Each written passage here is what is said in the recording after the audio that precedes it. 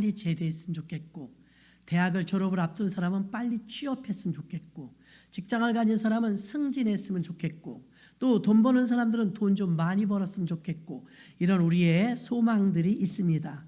그리고 나이가 드신 분들은 좀 더 장수했으면 좋겠다, 건강했으면 좋겠다, 이런 생각들을 하고 계실 것입니다. 하나님께서는 시대마다 쓰셨던 선지자들이 있었지요. 천지 만물을 창조하시고 창세기에서는 아담을 쓰셨습니다. 아담은 그의 아내 하와의 말을 듣고 그만 최초로 지어진 인간이 실패함으로 믿음에서 나락에서 떨어져 아담과 하와는 에덴 동산에서 쫓겨가 실패자가 되고 말았습니다. 아담의 그 실패가 본인들만의 실패가 아니라 인류의 멸망을 가져오고 말았죠. 그리고 홍수 심판 시대에는 노아를 쓰셨습니다. 새 시대를 열어가는 선구자로 믿음 좋은 당대 의인 바로 노아를 쓰셨습니다. 노아는 방주를 120년 동안 짓고도 사람들이 결국 8명밖에 타지 못하는 참패를 겪고 더 많은 사람을 구원하지 못했습니다. 믿음의 시대에 들어와서 하나님은 아브라함을 선택하셨고요. 그 아브라함은 75세 때 부름받아 믿음의 혈통을 이어가는 열국의 아버지가 되었습니다. 그리고 아브라함은 믿음의 시대를 이끌어가기 위해서 하나님의 말씀을 절대적으로 믿고 믿음의 조상이라는 타이틀을 거머쥐게 되었습니다.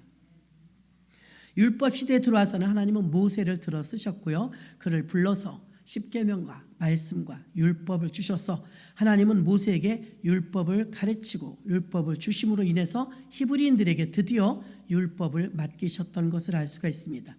모세의 율법의 시대를 이끌어가는 율법의 선구자로서 율법하면 모세를 생각할 수 있을 정도로 말씀에 섰던 주의 종이었습니다. 왕정 시대에 들어와서는 첫 번째 왕 사울 왕을 들어서 썼지만 사울은 왕정 시대를 이끌어낼 선구자의 자질을 갖지 못하므로 2대 왕인 사울 왕 1대 왕을 퇴출시키고 2대 왕인 다윗을 하나님은 들어서 쓰셨습니다. 다윗은 왕정 시대를 이끌어갈 선구자로서 살과 피를 깎는 토하는 심정으로 통일 왕국을 이루고 선왕이 되었던 것을 알 수가 있습니다. 인류의 역사상 대전환과 전환의 시대가 온 것은 구시대의 구약이 마감되시면서 새 시대가 열리는 때가 왔습니다. 그때 우리는 새 나라, 새 시대의 주인이 될 유대인들이 그렇게 기다렸던 메시아 예수 그리스도가 도래한 사건이 있습니다. 문제는 이 시대를 예수 그리스도가 오시기 전에 예수 그리스도의 길을 여는 선지자를 세우셨었는데 그것이 바로 세례 요한이었던 것입니다. 그때가 왔는데 세례 요한을 하나님이 준비시키면서 하나님 그 큰일의 준비 과정에서 경건한 사가랴와 엘리사벳 부부를 선택하셨습니다.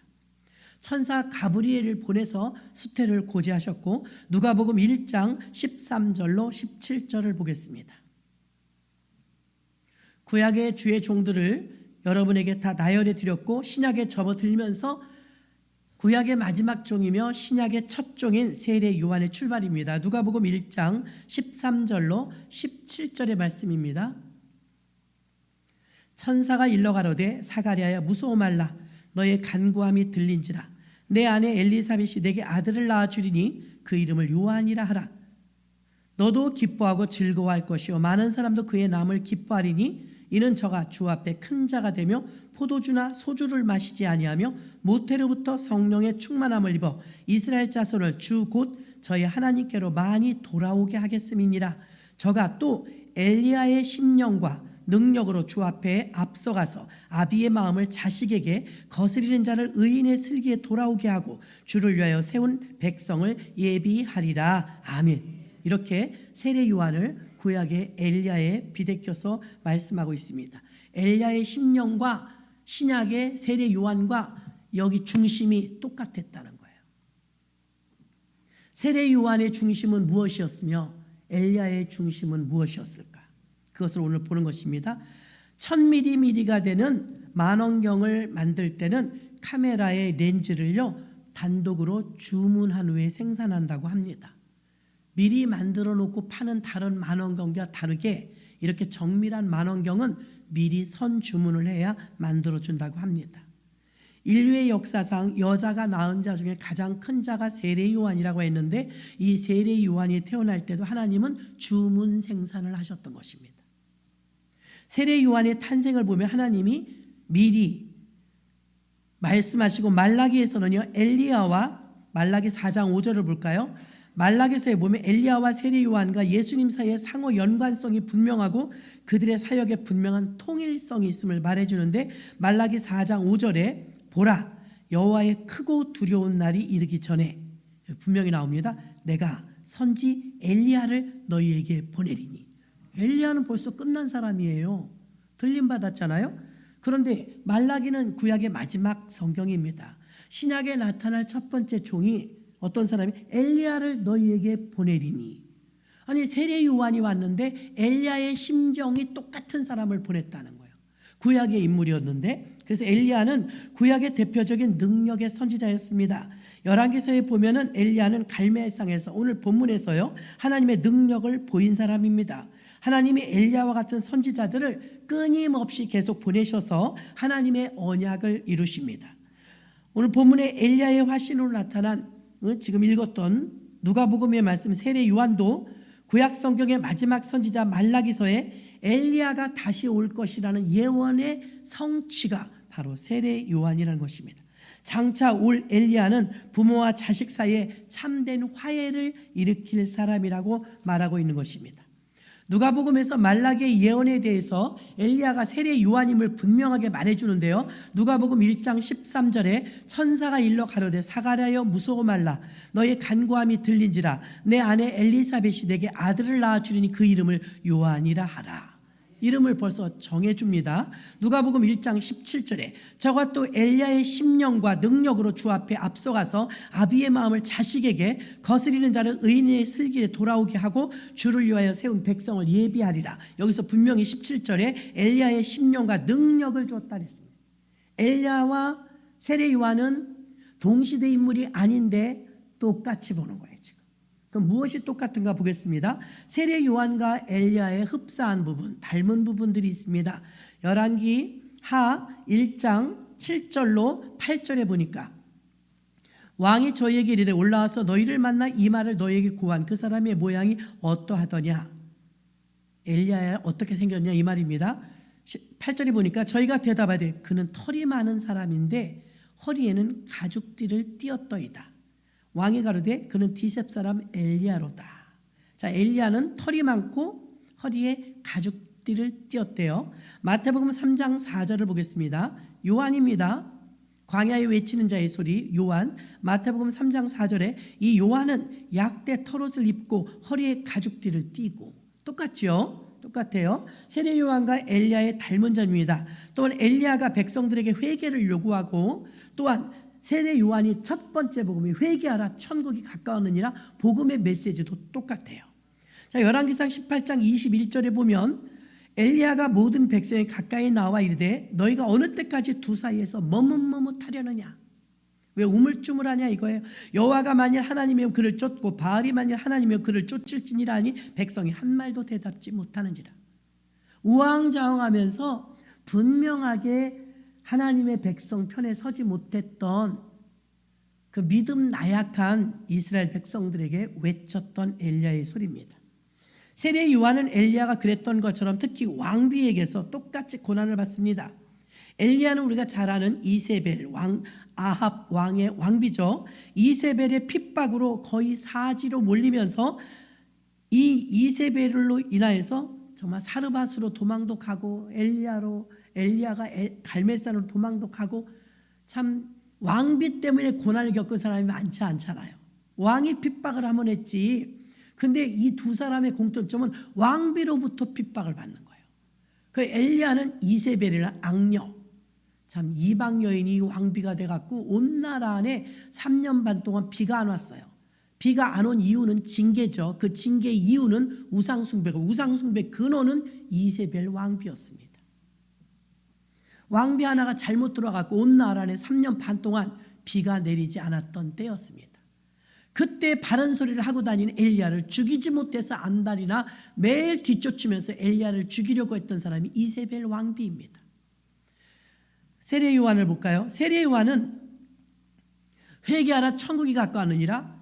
그리고 취해서는 안 될 여인 헤로디아를 취했던 헤롯 왕에게 당당하게 나가서 당신이 처신을 잘못했다고 똑바른 말을 외쳤기 때문에 헤로디아 왕비로부터 아주 이를 부득부득하는 원수지간이 됩니다.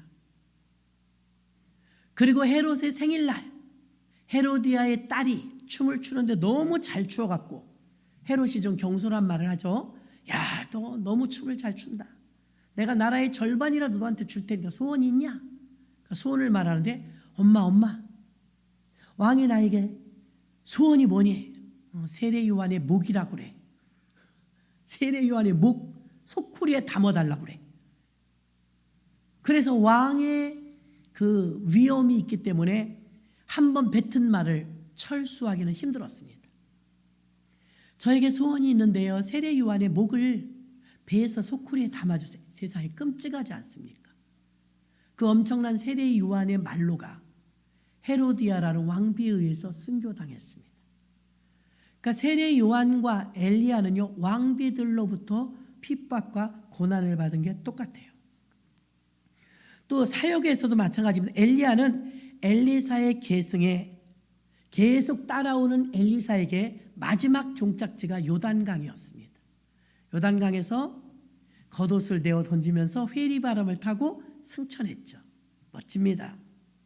그때 엘리사가 엘리야의 그 겉옷을 받아서 갑절의 영감을 구했고 갑절의 능력을 받았기 때문에 열왕기상 열왕기하에 읽어보면 엘리야의 능력의 횟수와 엘리사의 능력의 횟수가 딱 갑절이 나옵니다.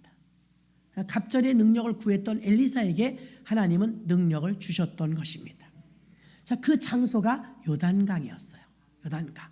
자, 예수님의 길을 예비했던 광야에 외치는 자의 소리, 굴곡이 있었던 땅을 평평하게 만들어냈던 세례 요한. 그 세례 요한이 예수님에게 이제 그 사역이 체인징되는 찰나, 그게 바로 요단강이었습니다. 요단강에서 세례를 받으실 때 하늘로부터 소리 있어 가라사대 이는 내 사랑하는 아들이요 내 기뻐하는 자라. 그러면서 예수님이 등장하시면서 세례 요한은 슬금슬금 이제 빠지죠. 네, 그리고 실질적으로 순교당하면서 죽습니다. 그러니까 예수님의 길을 세례 요한은 엘리사벳과 사가랴의 전통적으로 올라가면 아론의 후손이에요. 아론은 제사장 아닙니까? 정통성을 인정받은 주의 종이에요. 아기 뱃속에 있을 때부터 이미 선택받은 사람 나시린이었어요. 그러니까 세례 요한은 갓난아기 때 기도를 해도요, 그 기도가 예언처럼 들려질 정도로 그의 배경이 주의 종의 KS 마크였습니다. 그 예수님은 다르죠. 예수님은 가난한 목수의 아들이었습니다. 그래서 예수님이 하나님의 아들이라고 했을 때 반발이 너무 컸고요. 사람들이 그걸 이단시했습니다. 그 예수님이 그래도 그나마 평탄한 길로 사역을 할 수 있었던 그 결정적인 것에는요, 세례 요한의 인정이었습니다. 나는 너희에게 물로 세례를 주지만 내 뒤에 오시는 분은 나는 그의 신발끈도 묶을 수 없을 정도로 나는 나약한 자다. 그가 누구냐고. 이 사람이 왜 예수님으로부터 여자가 낳은 자 중에 가장 큰 자라는 칭찬을 들었냐면, 세례 요한은 그 당시 제자가 굉장히 많았어요. 추종하고 따르는 많은 성도들이 있었는데 사람들이 점점 줄어드는 거예요. 예수님의 거리, 예수님의 들판, 예수님의 바닷가에 사람들이 몰려가느라고 세례 요한의 집회에는 사람들이 점점 줄어들었어요. 그때 세례 요한의 제자가 이렇게 말하면, 선생님, 예수에게 가서 한번 따끔하게 혼내야 되는 거 아니에요? 예수 때문에 우리 제자들도 그리 많이 갔어요. 그래서 우리 제자들이 거기가 있는 걸 많이 보았습니다. 그리고 이제 마음에 들지 않으니까 세례 요한을 옹호하는 세력들이 세례 요한에게 그렇게 보고했을 때 세례 요한이 이렇게 말합니다. 너도 가라. 너도 가라. 그는 나보다 크시니요 나는 물로 세례를 줬지만 그는 불로 세례를 줄 것이다. 그 이야기를 들은 예수님 말씀하십니다. 여자가 낳은 자 중에 이렇게 큰 자는 없다. 마음씀이 남자 중에 상남자였던 거예요. 믿음도 크고요. 그때 이제 세례를 받으러 요단강에 오니까 세례 요한이 나 감당을 못하겠습니다. 주님이 왜 제게 세례를 받습니까? 제가 주님께 세례를 받아야죠. 질서를 위하여 하라. 이거는 법이다. 그랬더니 세례를 베풀어요. 그러면서 그때 영적으로는 사역이 체인징 됩니다. 그 장소가 요단강이었습니다. 요단강. 그래서 이 사연들을 들어보면 엘리야와 세례 요한이 많이 흡사하죠. 같은 세대 인물이 아니었음에도 불구하고, 그리고 동일하게 그들이 외치는 말이 있었습니다. 하나님의 심판이 있다는 것이었습니다. 우리는 지금 뭐라고 말합니까? 회개하라, 천국이 가까웠다. 하나님의 심판 부인할 수 없습니다. 어제 다니엘 기도회 중에요, 마지막에 그 말씀이 계속 귓전에 맴돌아요. 나의 마지막에 미소 띠게 하소서. 웃으면서 심판대 앞에서 웃으면서 갈 수 있게 기도하라잖아요. 나도 기도했네요 어제. 여러분들 하셨죠? 예, 나의 마지막에 웃을 수 있는가? 나의 마지막에 누군가의 짐이 되지 않게 하소서. 진짜 이게 중요하더라고요. 나의 마지막에 누군가의 짐이 되지 않게 하소서. 마지막 세 번째, 젊어도 기도하라잖아요. 젊어도 나의 죽음을, 미래를 위해서 미리 기도하라는데 마음이 확 와닿더라고요. 그래요, 내가 주님이 부르실 때 미소 띌 수 있게 해주세요. 기다렸다는 듯 주님을 반갑게 마주할 수 있는 저와 여러분 되시기를 주의 이름으로 축원합니다. 누군가의 그 당시에 짐이 되지 않게 하소서. 우리는 너무나 많은 분들을 주변에서 보고 있지 않습니까? 그래, 맞다. 내 마지막 길이 누군가의 짐이 돼서는 안 되지. 그리고 세 번째는 뭐라 그러셨습니까? 부끄럽지 않게 가게 하시옵소서. 지금 살아생전에 기도 많이 하고 봉사와 헌신, 금멸유관을 받기 위해서 많이 쌓아놔서 부끄럽지 않게 가게 해달라고 하는데 마음에 많이 와닿았습니다. 이래도 한 세상 저래도 한 세상, 어차피 한 번은 죽습니다. 그 죽음 앞에서 미소 띌 수 있기를, 그 죽음 앞에서 남의 짐이 되지 않기를, 그 죽음 앞에서 한바탕 잘 살았다, 그 죽음 앞에서 기대감이 있는, 천국에 갈 때 그 기대감, 내 금멸유관이 있겠지, 기대감, 다 동일한 마음을 가지셨는 줄로 믿습니다. 하나님의 심판은 피할 수가 없어요. 심판 앞에서 웃을 수 있는가? 마지막 심판대 앞에서 우리가 웃을 수 있는가? 정신없이 세상을 살다가 심판대 앞에 서면 웃을 수 없고 두려워요. 우리는 과연 두려울 것인가, 웃을 것인가? 우리는 하나님의 심판이 있음을 잊지 말아야 될 줄 믿습니다. 우리 모두가 기억해야 될 일은 반드시 심판은 있다는 것입니다. 예수 그리스도의 재림도 반드시 있다는 것입니다. 에베소서 5장 15절로 16절에 보니까 그런즉 너희가 어떻게 행할 것을 자세히 주의하래요. 지혜 없는 자같이 말고 오직 지혜 있는 자같이 하여 세월을 아끼라. 때가 악하니라. 세월을 아끼래요. 하나님의 심판은 누구를 향한 심판입니까? 신앙이 없는 민족과 교만한 자와 악을 행하는 자를 심판한다고 우리도 심판을 면할 수는 없습니다. 주님 뜻대로 순종한 자들에게는 심판날 그 심판이 어떤 징계를 받는 심판이 아니라 우리 행실에 대한 보응과 축복을 받는 구원의 날입니다. 우리 심판을 받되 100점 그러면 얼마나 좋겠어요. 심판대 빵점 그러면 얼마나 부끄럽겠어요. 심판을 받기는 받는데 예수 믿는데도 받는단 말이야. 난 그거 몰랐네. 예, 받아요. 나쁜 뜻의 의미의 심판이 아니라 보응을 받아요. 행한 대로 갚아주십니다. 행한 대로. 심판날에 도래되는 일을 위해 우리가 준비해야 되는데요, 결국은 아버지께로 돌아오라입니다. 잘못된 길에서 돌이키라. 지금 우리 생명이 있는 한 우리는 기회가 있는 거예요. 기회. 생명이 있는 한 기회가 있는 거예요. 그래서 말씀으로 돌아오라는 것입니다. 말씀대로 살라는 것입니다. 하나님 말씀 안에서 살라는 것입니다. 하나님께서 심판을 하시기 전에 엘리야를 보내십니다. 심판하기 전에 세례 요한을 보냅니다. 왜요? 회개하라고. 엘리야나 세례 요한은 엘리야와 세례 요한 같은 자를 지금도 찾고 계십니다. 엘리야나 세례 요한은 세속으로 살고 있는 많은 사람들에게서 아버지의 마음으로 인도할 자의 마음을 가지고 있는 것입니다. 엘리야와 같은 심령을 가진 자를 찾는데 엘리야의 심령은 어떤 심령이었냐면 엘리야는 이세벨 왕비가 우상 숭배하면서 어두운 시대에 살고 있었지만 갈멜산에서 850대 1로 우리가 읽었던 19절 20절부터 읽었지만 19절 보십시오. 450, 400에서 850대 1로 대결을 하게 됩니다. 그때 여호와의 편은 이쪽으로 오라 하니까 쭈삣쭈삣하면서 눈치 보는 거예요. 너희는 언제까지나 두 사이에서 머뭇머뭇하려느냐. 하나님이 진짜 하나님이면 하나님 편에 서고 바알이 하나님이면 바알 편에 서라. 웅성웅성하는 거예요. 여러분, 우리는 웅성웅성하는 자가 아니라 확실한 자들이 되어야 될 줄로 믿습니다. 확실한 자. 850대 1로 대결할 때 그곳엔 아합 왕이 있었습니다. 왕비는 없었어요. 이스라엘 백성들도 많이 있었습니다. 갈멜산에 가니까요 좀 높아요. 그리고 산이 우거졌고요 넓어요.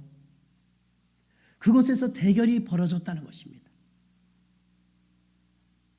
비가 3년만 동안 오지 않았는데 엘리야가 너희가 먼저 기우제를 지내라. 아침부터 오정, 낮 12시까지 아무리 외쳐도 비가 꼼짝도 안 하죠. 저녁 때가 될 때까지 기다렸습니다. 야, 너네 신이 놀러 갔나 보다. 너네 신이 바쁘신가 보다. 그리고 무너진 여호와의 단을 다시 수축했더라 했습니다. 여러분, 우리도 신앙생활 한다고 하지만 한순간 세속에 빠져서 우리 예배의 재단이 무너질 때가 있고요. 기도의 재단이 무너질 때가 있고요. 감사의 재단이 무너질 때가 있습니다. 여러분이 이 모든 것들을 다시 수축해야 합니다. 무너진 여호와의 단을 다시 수축했대요. 잃어버린 감사를 찾았습니다. 놓쳤던 기도를 다시 하는 것입니다. 예배를 예배답게 드리는 것입니다.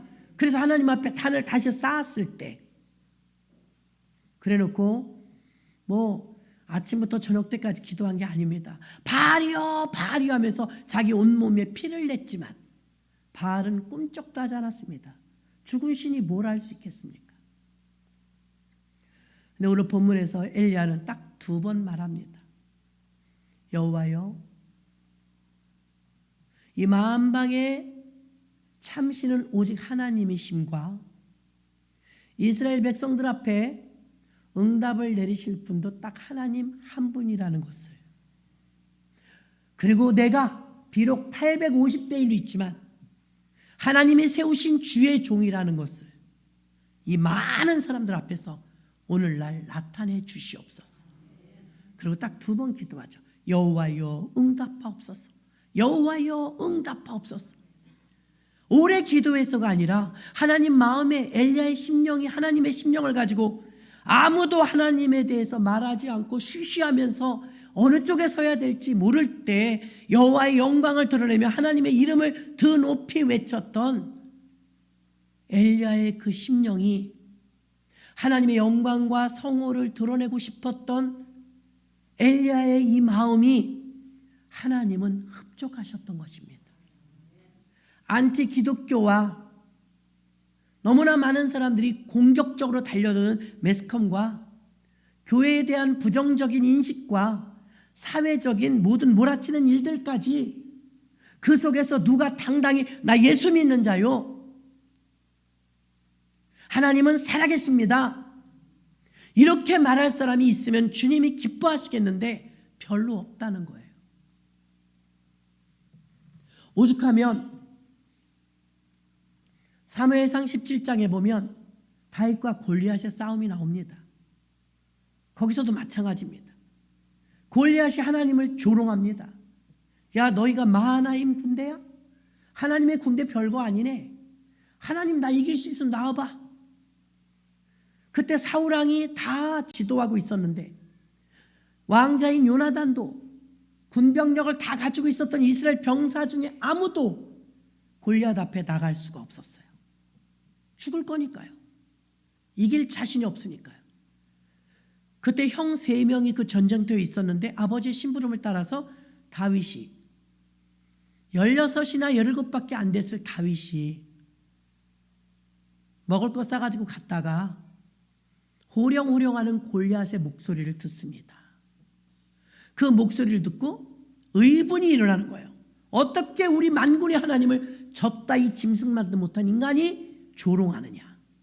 그래서 사울왕에게 가서 내가 싸우겠습니다. 사울왕이 거절하죠. 야, 너 안 돼. 게임이 안 돼. 너는 목동이고 저 사람은 태어날 때부터 장수야. 그때 그는 말합니다. 아닙니다. 저 사람에게는 하나님이 아니 계시고 내게는 하나님이 계시고 나는 사자의 발톱에서도 곰의 발톱에서도 하나님이 나를 과거에 지켜주셨습니다. 짐승만도 못한 저 골리앗에게서 나는 이번에도 하나님이 나를 지켜주실 줄 믿습니다. 그리고 나갔더니 막대기 하나 들고 돌멩이 5개 들고 나갔더니 골리앗이 야 이놈아 내가 뭐 개인 줄 아냐? 너 개 잡으러 나온 줄 알아? 왜 막대기를 들고 나와? 듣기 싫다. 너는 칼과 창과 단창으로 오지만 나는 내가 섬기는 만군의 여호와 이름으로 내게 가노라. 아무도 주저주저하며 나서지 못했던 수많은 군인들이 있었음에도 불구하고 여호와의 이름을 드높였던 다윗, 하나님이 시원하시지 않았겠습니까? 850대 1이었지만 위축되지 않고 여호와여 응답하옵소서 하나님의 살아계심을 드러냈던 엘리야, 하나님이 시원하지 않았겠습니까? 벌떼처럼 달려드는, 어제 어떤 목사님이 그러시더라고요. 목사님, 우리 교회 아래는요 식당이 있었어요. 식당이 잘 됐는데요, 코로나 때 거기 이렇게 써놨더라고요. 교인 출입 금지 이렇게 써놨더래요. 교인이 뭐 문둥병이에요? 참나, 교인 출입 금지 이렇게 써놨대요. 정말 거슬리더래요. 지나갈 때마다 물건 팔아줄 때마다 뭐 목사님 하더니 코로나 딱 되니까요 매스컴이 그렇게 무서운 거예요.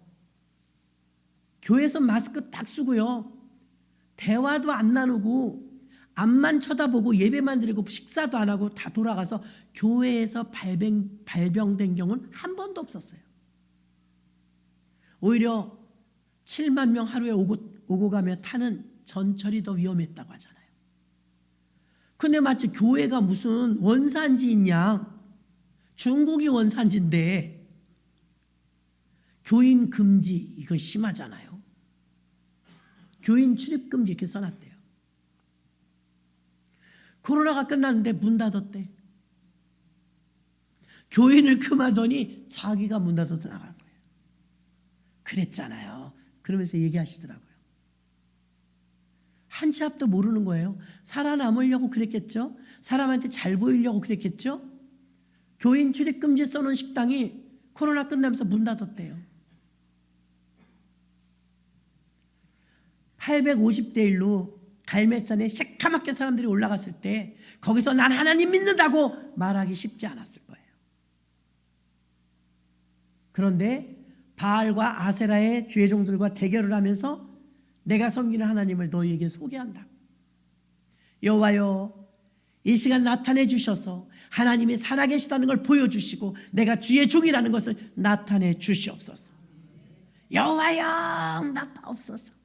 여호와여 응답하옵소서. 그 부르짖음은 확신이 있었고 그 부르짖음은 하나님의 마음을 시원하게 했을 것이에요. 지금도 예수 얘기를 잘 못하는 사람들, 교회 얘기를 잘 못하는 사람들, 사람들이 공격할까 봐 두려워서 끼웃끼웃하는 사람들에게 하나님이 주시는 오늘의 이 메시지는 우리의 신앙을 분명히 하라는 것입니다. 분명히 하라. 그때 본문의 배경도 누구 하나 살아계신 하나님을 나타내는 사람이 없었습니다. 주전자에 물이 부글부글 끓으면 끓기 전에는 그 물이 뜨거운지 찬지 물이 들어있는지 안 들어있는지 모르지만 물이 끓으면 김이 모락모락 나면서 안 보이던 물이 보여요. 여러분의 믿음이 안 보이지만 하나님을 드러내려고 하는 믿음이 있으면 김이 모락모락 올라오는 것처럼 여러분을 통해서 안 보이던 하나님을 보이게 합니다. 저게 믿는 사람이지. 기도하는 사람이나 다르네 등등. 여러분은 세상 사람들 눈에 보이지 않는 하나님을 보이게 할 수 있는 그 어떤 자산들을 가지고 있어야 될 줄로 믿습니다. 엘리야는 그게 있었고 다윗도 그게 있었고, 그래서 사람들이 인정하지 않았던 보이지 않는 하나님을 보여준 멋진 케이스였는 줄로 믿습니다. 지금도 하나님은 찾고 계십니다. 누군가 이 험악한 세태 속에서 나를 드러낼고, 자신을 드러내는 게 아닙니다. 사랑은 자랑하지 아니하며 그 자랑은 자신을 드러내는 거예요. 누가 나를 드러낼고. 길을 가는데 여러분, 김미숙 목사가 이런 소리를 누가 했다고 쳐요. 그럼 제가 지나가다가 돌아보게 돼. 나 관계없는 사람들인데도 내 얘기를 하면 돌아보게 돼. 왜요? 내 이름을 거론했으니까, 내 얘기를 했으니까. 여러분에게 하나님이 한 번 더 시선을 보내려면 여러분 입에서 예수 얘기가 나와야 돼요. 예수님에 대한 이야기를 얼마나 할 것인가. 여러분들이 밖에 나가서 참 미련한 경우가 이런 경우가 있어요. 가족들은요, 흉을 제일 많이 알아요. 아들, 딸, 남편, 아내. 단점을 누가 제일 많이 할까요? 가족이죠. 그런데도요, 그 모든 걸 다 품는 가족들은요, 밖에 나가서 흉보지 않아요. 또 집에서 메리아스만 입고 돌아다녀도 그 흉이 안 돼요. 왜요? 가족은 덮어주는 게 있는 거죠. 덮어주는 게. 교회 다니는 집사님, 권사님들이 제일 미련한 게 뭐냐면 밖에 나가서 믿지 않는 사람에게 교회 흉보는 거예요. 지금 엘리야하고 다윗하고 반대야. 반대요. 바보예요, 바보. 불신자들이 그 말을 들었을 때 교회 다녀도 별거 아니네. 예수쟁이들 보니까 지네 교회 흉만 보더라. 인천 시내 택시기사, 우리 성현이 빼고 인천 시내 택시기사들이 큰 교회 사정 다 알아요. 얼마나 택시 타서 쭝얼쭝얼들 됐으면 어느 교회 목사님은 이렇다며 저 교회 목사님 저렇다며 남사스럽습니다. 다 어디서 나가는지 알아요? 소문이 여러분 입에서 나가는 거예요. 제발 오늘 말씀 속에서요, 하나님의 영광을 드러내랬지 치부를 드러냈어요? 아니 단점 없는 사람이 어디 있냐고요. 단점 있죠. 자기 그거 알아? 뭐? 중환수 목회 목사 뚱뚱해. 나도 알아요. 우린 다 알아요. 못 본 사람한테 알지도 못하는데 중환수 목회 목사 뚱뚱하대. 혼자 다 먹나 봐. 나는 정말 잘 나눠 먹어요. 혼자 안 먹어요. 그런데 한 번도 본 적도 없는 사람이 거기 목사님 뚱뚱하다면서요? 어떻게 하셨어요? 그 교인들이 그러고 다니던데요. 그거 말하지 말고 예수 얘기를 하세요. 제발. 정말 미련하고 바보 멍텅구리 짓이 예수쟁이가 교회 흉보고 다니는 거예요. 무슨 짓이에요? 예수 믿지 않는 보살님들이 교회 사정을 다 알아. 어떻게 알아요? 나가서 말하니까. 그것도 올바로 말하면 괜찮아요. 다른 교인 만나서 자기네 교회 교인 흉보는 사람도 똑같아. 그러려면 가던지. 얼마나 미련한 짓인지 몰라요. 얼굴에 침 뱉는 거예요. 자기 얼굴에. 엘리야를 보세요. 세례 요한을 보세요. 하나님의 성호를 높이잖아요. 다윗을 보세요. 나는 만군의 여호와 이름으로 가노라. 하나님만 드러내잖아요. 근데 어서 그냥 잘 알지도 못하고 잘 알지도 못하면서 흉을 만들어내는 사람이 있어. 집사, 권사라는 사람이 나가가지고 모르는 사실을 막 알려줘. 그거 알아요? 거기 화장실 가니까요. 누가 그렇게 청소인데 깨끗해. 이러면 얼마나 좋아. 어느 날 들어갔는데요. 그렇게 더러운 거예요. 자기가 좀 하지. 자기는 하지도 않으면서. 그래서 여러분 반대의 경우가 많아요. 오히려 그 작은 단점을 확대시켜서 몰라도 될 거 알아도 될 거 분별도 못해요. 예민해야 될 성령 충만은 예민하지 않고 둔감해야 될 감정은 충만해갖고 감정 조금만 건드려져 봐요. 거품을 불어요. 누가 그랬냐고. 그거 알아서 뭐하게요. 누가 그랬냐고. 누가 그래. 수사관이에요? 엘리야하고 세례 요한이나 다윗은 봐요. 인간사에 잡다한 것 가지고 거론하지 않아요.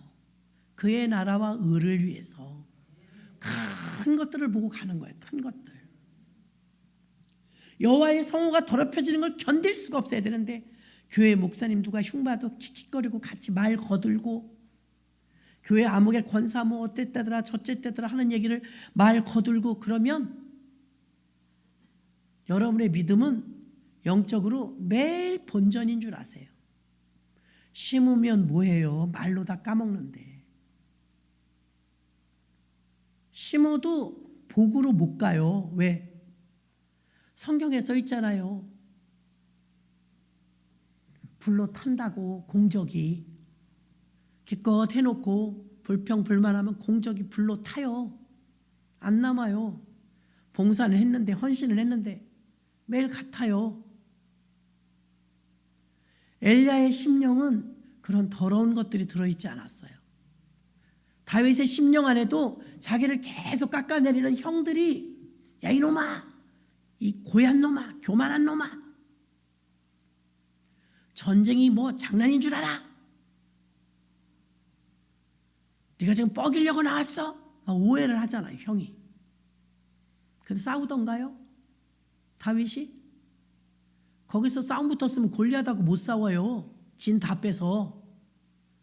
근데 형이 그렇게 시비를 거는데도 안 싸우잖아요. 이게 약은 사람이 그 지혜로운 사람이에요. 그 뭐하라 그걸 흉보고 우리끼리 치고받고 해요. 싸움 상대는 마귀지 우리들끼리가 아닙니다. 그 여호와의 성호를 드러내기 위해서 마음껏 외칩니다. 여호와여 응답하옵소서. 여호와여 응답하옵소서.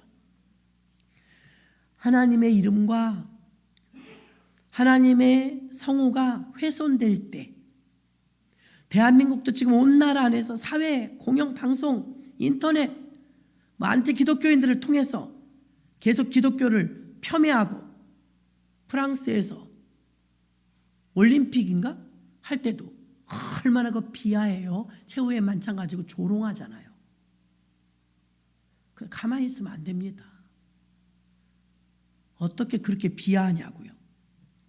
하나님의 영광이 훼손되어지고 있는 이런 시대, 예수님이 모욕당하고 있을 때 아무도 나서지 않으면 엘리야와 세례 요한과 다윗은 여호와의 성호가 훼손되는 걸 참을 수가 없었어요.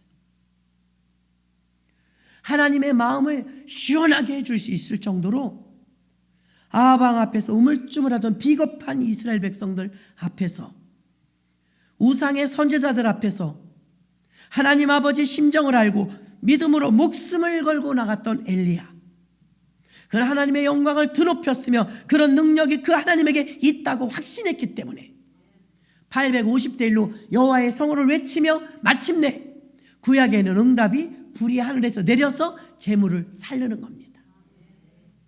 하늘로부터 불이 내려 재물과 나무와 또랑에 물을 부었었거든요. 도랑에 물을 핥은지라. 멋지게 응답하신 줄로 믿습니다. 여러분의 믿음대로 되는 것입니다. 여호와의 성호를 드높였을 때 하나님은 그 흡족하셔서 네가 나를 그렇게 인정하는구나, 네가 나를 그렇게 인정하고 만방에 드러내니 내가 너를 망신당하지 않도록 응답하며 즉각적으로 응답 주신 줄로 믿습니다. 세례 요한에게도 있어 평생 광야에 외치는 자의 소리였습니다. 다윗이 골리앗을 통해서 하나님의 영광을 드러냈던 것처럼 이 마음이 지금 우리에게도 있냐 이 말입니다. 엘리야의 심령이 세례 요한에게 내려갔던 것처럼 다윗에게 있었던 그 마음이 제자들에게 내려갔던 것처럼 저와 여러분 안에도 여호와의 성호가 굴욕을 당하면 견디지 못하는 이 엘리야의 심령이 있냐는 것입니다. 하나님 아버지의 마음을 알던 엘리야의 심령을 가지면 아버지께 돌아오라고 외치는 것입니다. 갑절의 능력을 사모했던 엘리사가 엘리야의 능력을 받았던 것처럼 여러분들도 갑절의 능력을 사모하듯 엘리야의 심령을 사모하시기를 바랍니다. 목숨 걸고 하나님을 드러냈던 갈멜산의 힘이 골리앗 앞에서도 나타났고 순교자들이 되면서까지도 사도행전 교회를 일으킬 때 예수의 이름을 드높였고 그 예수의 이름으로 말미암아 교회들이 부흥하고 발전했던 것처럼 선교사들이 한국 땅에 처음 와서 목숨을 걸고 토마스 선교사 같은 경우는 21살의 나이에 약혼식을 해놓고 왔었습니다. 평양 땅에 발을 내디디기도 전에 대원군의 반대에 의해서 배 안에서 불화살로 불질러 죽여버리고 말았습니다. 마지막 불타 죽기 직전에 성경책을 한 장 한 장 낱장으로 찢으며 대동강물에 뛰어보내면서 하나님, 나는 가지만 조선 땅에 복음의 물결이 이렇게 흘러들어가게 해주세요. 아니 우리를 뭘 안다고. 토마스 선교사가 그 뒤에 아펜젤러 선교사와 언더우드 선교사가 제물포를 통해서 들어왔습니다. 언더우드 선교사는 연세대학교 거기 가면 언더우드 관도 있습니다. 이제 그 순교자 기념관에 4대가 묻히면서 이 나라의 민족을 위해서 복음을 위해서 목숨을 바쳤습니다.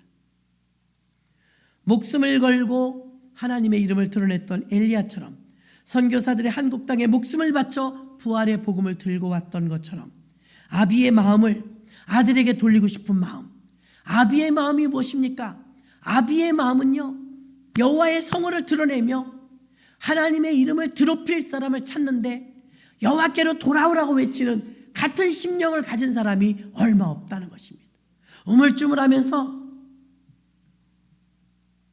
기웃기웃하면서 눈치 보면서 있다는 것입니다.